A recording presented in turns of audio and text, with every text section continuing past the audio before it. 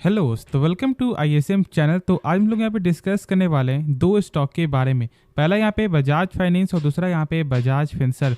आज आप जानते हो कि आज है 26 जुलाई, मतलब कि आज के दिन यहाँ पे क्वार्टर वन का नंबर आना था बजाज फाइनेंस का, और यहाँ पे नंबर जो है मार्केट पीरियड में ही आते हुए दिखाई दिया है। तो हम लोग पहले यहाँ पे नंबर चेक करेंगे और उसके बाद हम लोग यहाँ पे आपको नए नए पैरामीटर के बारे में जानेंगे। देखो, बहुत से लोग यहाँ पे सही से नहीं समझ पाते हैं, बस वो आपको ये चेक करते हैं कि भाई प्रॉफिट क्या हुआ, यहाँ पे सेल क्या हुआ, बस यही ठीक है। ऐसा कुछ भी नहीं है। बहुत सारे टर्म के बारे में हम लोग यहाँ पे आपको जानने वाले हैं, तो प्लीज़ आप इस वीडियो को अंत तक देखो और जो डाउट बचे तो आप कमेंट में ज़रूर से पूछना। लेकिन मैं पूरा यहाँ पे आशा कर रहा हूँ कि आपका कोई भी डाउट नहीं बचेगा। क्यों? क्योंकि हम लोग पूरे आपको पैरामीटर साथ साथ हम लोग यहाँ पे दोनों का जो टेक्निकल भी चेक करेंगे। तो अंत तक देखो। पहले हम लोग यहाँ पे डिस्कस करेंगे बजाज फाइनेंस के बारे में, फिर हम लोग यहाँ पे फिनसर्व के बारे में जानेंगे। तो स्टार्ट करते हैं और पहले हम लोग यहाँ पे चेक करते हैं इसका क्वार्टर वन का नंबर कैसा देखने को मिल रहा है। तो पहले आप यहाँ पे देखो कि यहाँ पे सारा नंबर आपका होगा करोड़ फिगर में। ठीक है, चलो अब लोग यहाँ पे चेक करते हैं इसका टोटल इनकम क्या दिखाई दे रहा है। तो देखो यहाँ पे टोटल इनकम में जो है ना आपको 9,285 करोड़ से बढ़कर आपका हो चुका है 12,500 करोड़ यहाँ पे ईयर ऑन ईयर के हिसाब से, मतलब एक अच्छा गेन जो है दिखाई दे रहा है। फिर यदि हम लोग यहाँ पे चेक करें आपका क्वार्टर तो यहाँ भी 11,000 करोड़ से आपका 12,000 करोड़ का नंबर दिखाई दे रहा है, मतलब क्वार्टर भी यहाँ पे सेल्स में गेन है। ठीक है, चलो अब लोग यहाँ पे आगे चेक करते हैं और इसका देखते हैं टोटल एक्सपेंस क्या दिखाई दे रहा है। तो देखो टोटल एक्सपेंस में क्या है, 5783 करोड़ से 7952 करोड़, मतलब देखो जैसे जैसे यहाँ पे सेल्स बढ़ा है कंपनी का यहाँ पे वैसे वैसे खर्च भी बढ़ते दिखाई दिया, और ये कॉमन चीज़ है। ठीक है, चलो अब यहाँ पे चेक करते हैं इसका क्या नेट प्रॉफिट क्या दिखाई दे रहा है। तो यहाँ पे देखो प्रॉफिट आफ्टर टैक्स, और साफ तौर से मुझे आपको ये दिखाई दे रहा है कि यहाँ पे 2596 करोड़ से जो आपका हो चुका है 3436 करोड़। और यदि हम लोग यहाँ पे क्वार्टर चेक करें तो यहाँ पे 3157 करोड़ से 3436 करोड़, मतलब कि देखो यहाँ पे सेल्स में जो है क्वार्टर भी ग्रोथ है, ईयर ऑन ईयर भी ग्रोथ है, और सेम यहाँ पे प्रॉफिट भी आपका जो क्वार्टर भी ग्रोथ है और आपका ईयर ऑन ईयर भी ग्रोथ है। तो क्या ये नंबर खराब आया क्या? तो ऐसा बिल्कुल नहीं है। और हाँ, एक चीज़ और, जो बहुत से लोग अभी यहाँ पे सोच रहे होंगे कि जब नंबर सही आए तो फिर यहाँ पे गिरावट क्यों? क्या ऐसा हो सकता है कि यहाँ पे नंबर जो यहाँ पे आपको बड़े बड़े जो आपको ये बोल रहे थे ब्रोकर कि भाई इस तरह का नंबर आ सकता है, क्या वो यहाँ पे नंबर आपको यहाँ पे मीट नहीं किया क्या? तो ऐसा जो कुछ भी नहीं है। यहाँ पे नंबर जो है आपको बीट होते हुए दिखाई दिया है, जो यहाँ पे अनुमान था। तो इसलिए दिक्कत वाली कोई बात नहीं, ये आपको रिवर्स करते हुए दिखाई देगा। और यहाँ पे हम लोग इसका टेक्निकल भी चेक करेंगे। अब ठीक है, चलो पहले हम लोग यहाँ पे इसका जानेंगे कुछ बेसिक पॉइंट जो आप लोगों को ज़रूर से जानना है कि क्या ये नंबर सही होते हुए दिखाई दे रहा है या फिर नहीं। तो पहले देखो यहाँ पे इसका नेट एनपीए क्या दिखाई दे रहा है। अब ये आपको नेट एनपीए क्या होता है तो मैंने आपके साथ शेयर किया है कि यहाँ पे एनपीए का मतलब आपका होता है नॉन परफॉर्मिंग एसेट, मतलब एक तरह का बैड लोन। और देखो ये बैड लोन जितना कम नंबर होगा उतना ही यहाँ पे अच्छा होता है किसी बैंकिंग कंपनी के लिए या फिर किसी भी फाइनेंशियल कंपनी के लिए। और यहाँ पे गाइडलाइन के अनुसार 3% से कम होना चाहिए। और यदि हम लोग यहाँ पे चेक करें तो क्या दिखाई देता है आपको 0.39%, जो आपको ऑलरेडी बहुत ज़्यादा यहाँ पे कम हो चुका है। क्यों?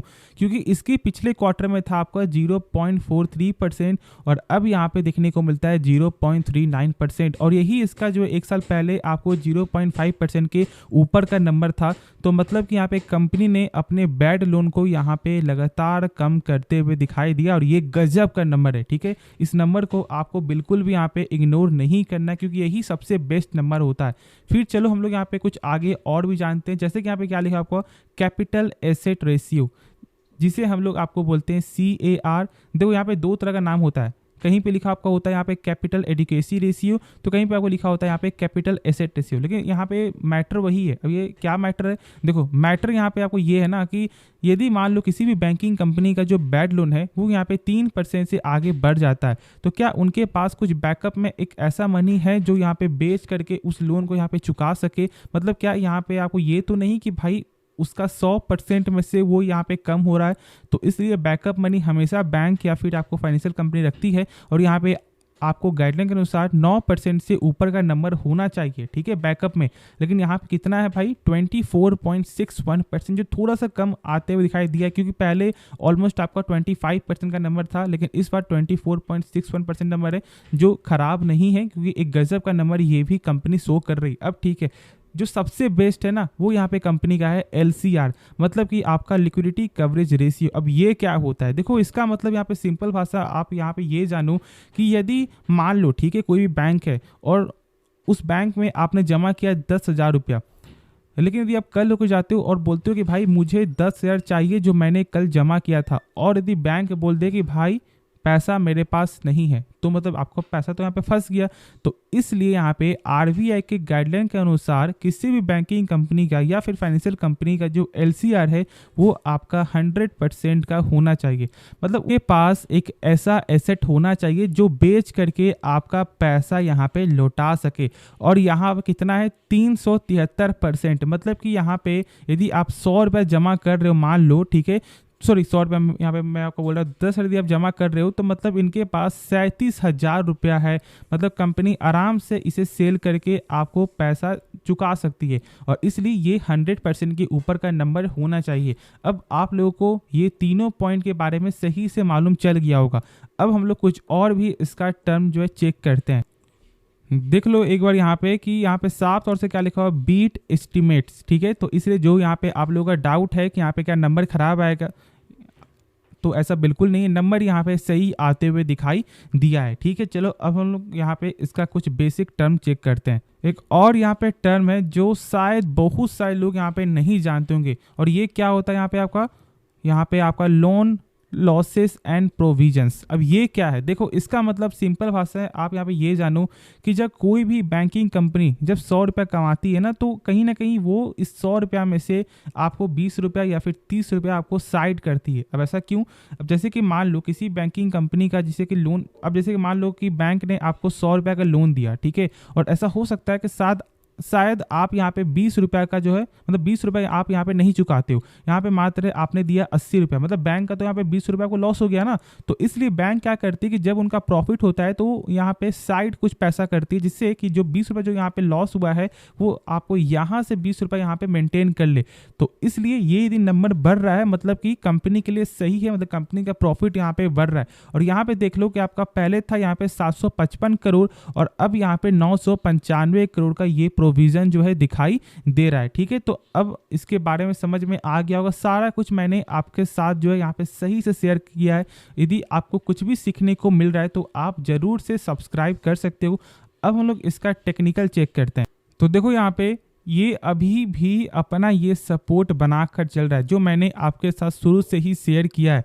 और देखो यहाँ पे क्या करना है, अभी भी हम लोग यहाँ पे स्टॉक को बिल्कुल भी सेल नहीं करेंगे, क्योंकि देखो जो इसका क्लोजिंग है ना वो इस ट्रेंड लाइन के ऊपर ही होते हुए दिखाई दे रहा है, और साथ साथ यहाँ पे नंबर भी सही है। देखो यदि गिरावट होता है तो मेरे से तो आपको लॉन्ग टर्म के लिए जरूर से यहाँ पे बाई करना चाहिए। लॉन्ग टर्म क्या, यहाँ पे शॉर्ट टर्म के लिए भी आप यहाँ पे बाई कर सकते हो, ठीक है। तो इसलिए आप इस ट्रेंड लाइन को जरूर से फॉलो करना यदि आप शॉर्ट टर्म पर्पस के लिए। बाकी लॉन्ग टर्म पर्पस के लिए कंपनी में कोई भी खराबी नहीं है। जब आपको ऐसा लगे कि हाँ भाई यहाँ पे पैसा है मेरे पास, अब जरूर से यहाँ पे जो है 10,000 रुपये लगाओ, सॉरी यहाँ पे आप 10 पीस खरीदो या फिर 5 पीस खरीदो, जैसे आपके पास पैसा है उस तरह से आप यहाँ पे जो धीरे धीरे करके स्टॉक को यहाँ पे बाई कर सकते हो। अब चलो इसके बारे में सही से आप लोगों को समझ में आ गया होगा। अब लोग यहाँ पे नेक्स्ट स्टॉक के बारे में डिस्कस करते हैं। तो स्टॉक का नाम है यहाँ पे बजाज फिंसर्व। अब देखो, अब जानते हो कि जब यहाँ पे बजाज फाइनेंस पे जब आपको यहाँ पे गिरावट होगा तो फिर यहाँ भी गिरावट आपको देखने को मिलेगा ही, और इसलिए ये 1.5% तक आपको ये यहाँ पे टूट चुका है। तो क्या यहाँ पे नंबर खराब है? तो नहीं, मैंने आपके साथ यहाँ पे शेयर किया कि भाई नंबर यहाँ पे सही है, और यहाँ पे मैंने टॉप पिक में, मतलब यहाँ पे जो फर्स्ट पिक पे मैंने इसलिए बजाज फाइनेंस को लिया था क्योंकि जो लोग यहाँ पे डर रहे हैं ना कि क्या यहाँ से गिरावट होगा, तो मेरे सबसे यदि गिरावट होता है तो फिर ये एक अच्छा बाइंग का यहाँ पे अपॉर्चुनिटी है for the long term purpose के लिए। अब देखो कल इसका नंबर आपको आने वाला है, तो यदि यहाँ पे बजाज फाइनेंस का नंबर सही आ रहा है तो मतलब कहीं ना कहीं यहाँ से भी सपोर्ट आपको मिलते हुए दिखाई देगा। क्यों? क्योंकि ऑलमोस्ट आपको ये 52% स्टेक आपको होल्ड रखती है, तो ठीक है। तो ये आपको नॉलेज इसके बारे में होगा ही पहले से, तो आप यहाँ पे फोकस बनाकर चलो। और अभी क्या हम लोग यहाँ पे स्टॉक को बाई कर सकते हैं, तो मैंने शेयर किया हुआ है इसका टेक्निकल, ठीक है। चलो एक काम करते हैं, हम लोग इसका पहले टेक्निकल समझ लेते हैं और उसके बाद तो मैंने कंपनी के बारे में सारा कुछ बताया है ही, लेकिन कल के लिए जरूर से आपको यहाँ पे फोकस में रखना है। तो यहाँ पर आप देख सकते हो सेम इसका भी ये जो आपका यहाँ पे सपोर्ट जो बनते हुए दिखाई दे रहा है आपको ट्रेंड लाइन, ये लगातार फॉलो यहाँ पे हो रहा है। तो अभी यहाँ पे बिल्कुल भी सेल मत करो, क्योंकि देखो ये जो इसका हाई था, इस हाई के ऊपर ये स्टॉक जाते हुए दिखाई दिया। मतलब देखो स्टॉक में अभी भी एक बुलिश का साइन यहाँ पे दिखाई दे रहा है, तो इसलिए हम लोग को यहाँ पे अभी सेल नहीं करना चाहिए। ये मेरा टेक्निकल जो है आपको विजन है।